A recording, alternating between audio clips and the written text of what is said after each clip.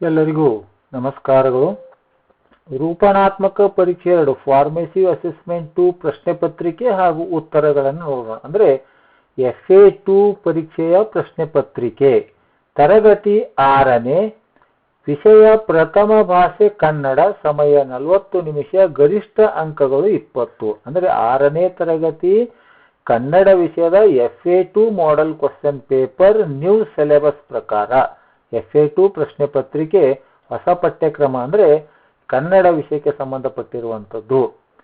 ಇಲ್ಲಿ ಪ್ರಶ್ನೆಗಳನ್ನು ನೋಡ್ತಾ ಹೋಗೋಣ. FA2 ಪ್ರಶ್ನೆ ಪತ್ರಿಕೆ ಆದ ನಂತರ ಇವುಗಳ ಉತ್ತರಗಳನ್ನು ನೆಕ್ಸ್ಟ್ ಇದೇ ಕಂಟಿನ್ಯೂ ವಿಡಿಯೋದಲ್ಲಿ ತಾವು ನೋಡ್ಬೋದು. ಮೊದಲನೇ ಪ್ರಶ್ನೆಯನ್ನು ನೋಡ್ತಾ ಹೋಗೋಣ. ಕೆಳಗಿನ ಪ್ರಶ್ನೆಗಳಿಗೆ ನೀಡಲಾಗಿರುವ 4 ಆಯ್ಕೆಗಳಲ್ಲಿ ಸರಿಯಾದದನ್ನು ಆರಿಸಿ ಬರೆಯಿರಿ. ಡಾಕ್ಟರ್ ರಾಜ್ಕುಮಾರ್ ಅವರು ಜನಿಸಿದ ಸ್ಥಳ ಯಾವುದು ಅಂತಿದೆ. ಸಿಂಗಾರನಲ್ಲೂರು, ಗಾಜನೂರು, ಮೈಸೂರು, ಚಾಮರಾಜನಗರ.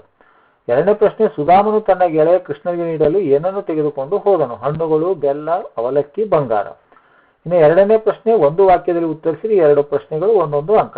ಮುತ್ತುರಾಜ ಎಂಬ ಹೆಸರನ್ನು ರಾಜ್ಕುಮಾರ್ ಎಂದು ಬದಲಿಸಿದವರು ಯಾರು. 4ನೇ ಪ್ರಶ್ನೆ, ಮಗು ಮತ್ತು ಹಣ್ಣುಗಳ ಪದ್ಯದ ಪ್ರಕಾರ ಮಗು ಏನಾಗಬೇಕು. ಇನ್ನು 3ನೇ ಪ್ರಶ್ನೆ 2 ಅಂಕದ ಪ್ರಶ್ನೆ, 3 ಪ್ರಶ್ನೆಗಳು, ಒಟ್ಟು 6 ಅಂಕಗಳು. 5ನೇ ಪ್ರಶ್ನೆ, ಸುಧಾಮನ ಪತ್ನಿ ಕೃಷ್ಣನ ಬಳಿ ಸಹಾಯ ಕೇಳಲು ಸುಧಾಮನಿಗೆ ಏಕೆ ಒತ್ತಾಯಿಸಿದಳು. 6ನೇ ಪ್ರಶ್ನೆ, ನೀ ಹೋದ ಮರುದಿನ ಪದ್ಯದಲ್ಲಿ ಕವಿ ಯಾರನ್ನು ಸ್ಮರಿಸುತ್ತಾರೆ, ಏಕೆ. 7ನೇದು, ಅವ್ವ ಪದ್ಯದಲ್ಲಿ ತಾಯಿ ತನ್ನ ಮಗುವಿಗೆ ಏನೇನನ್ನು ಕಲಿಸುತ್ತಾಳೆ.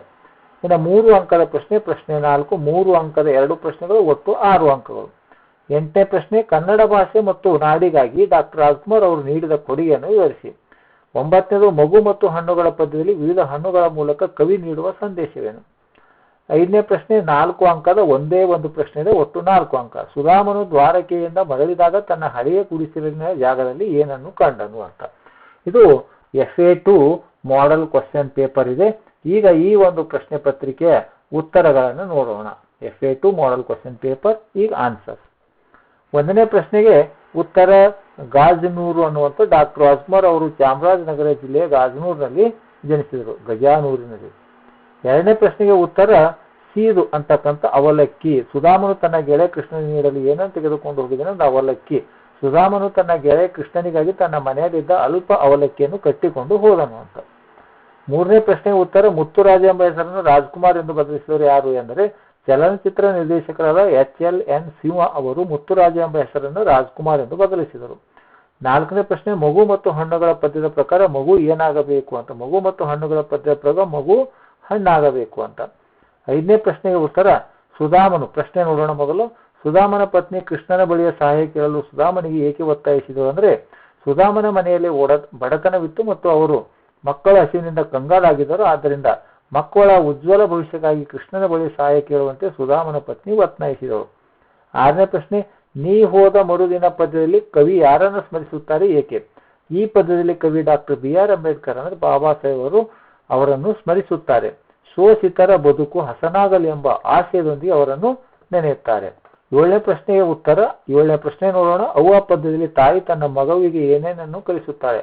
ತಾಯಿ ತನ್ನ ಮಗುವಿಗೆ ವಿದ್ಯೆ ಕಲಿಸಿ ಬುದ್ಧಿ ನೀಡುತ್ತಾಳೆ. ಮಗುವಿನ ಯಶಸ್ಸಿನ ಹಿಂದೆ ಸದಾ ಹರಕೆ ನೀಡುತ್ತಾ ತನ್ನ ಜೀವನವನ್ನೇ ತ್ಯಾಗ ಮಾಡುತ್ತಾಳೆ.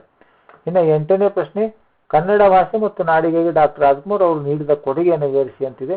ಡಾಕ್ಟರ್ ರಾಜ್ಕುಮಾರ್ ಅವರು ಗೋಕಾಕ್ ಚಳವಳಿಯಲ್ಲಿ ಭಾಗವಹಿಸಿ ಕನ್ನಡಕ್ಕೆ ಆದ್ಯತೆ ಸಿಗುವಂತೆ ಹೋರಾಡಿದರು. ತಾವು ಅಭಿನಯಿಸಿದ ಪಾತ್ರಗಳ ಮೂಲಕ ಸರಳ ಮತ್ತು ಸೊಗಸಾದ ಕನ್ನಡವನ್ನು ಜನರ ಎಡೆಗೆ ತಲುಪಿಸಿದರು.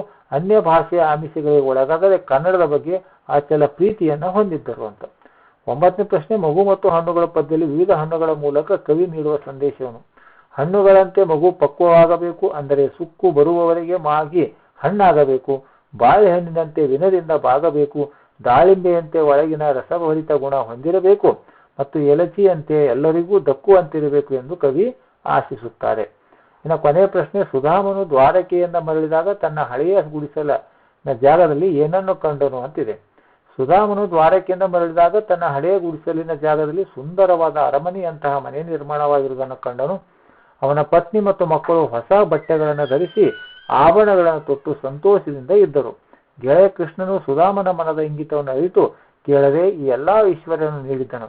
ಇದರಿಂದ ಸುಧಾಮನು ಕೃಷ್ಣನ ಸ್ನೇಹಕ್ಕೆ ಮಾರು ಹೋಗಿ ತಾನು ಧನ್ಯನೆಂದು ಭಾವಿಸಿದನು. ಆದ್ಮೇಲೆ ಈ ರೀತಿಯಾಗಿ 6ರಿಂದ 10ನೇ ತರಗತಿವರೆಗಿನ FA1, FA2, FA3, FA4 ಮತ್ತು SA1 SA2 ಮಾದರಿ ಪ್ರಶ್ನೆ ಪತ್ರಿಕೆಗಳ ವಿಡಿಯೋಗಳನ್ನು ಮಾಡ್ತಾ ಇದ್ದೀನಿ.